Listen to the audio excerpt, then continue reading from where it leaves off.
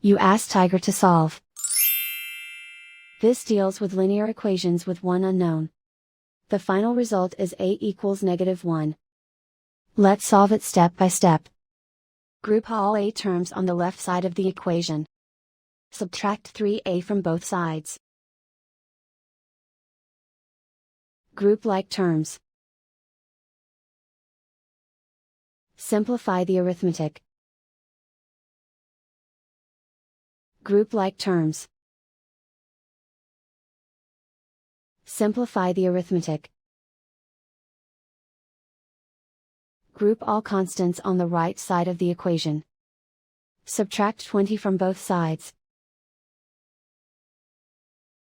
Simplify the arithmetic.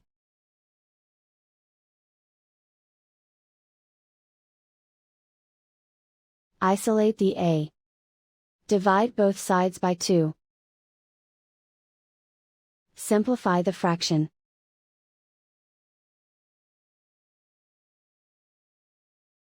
And so the final result is a equals -1.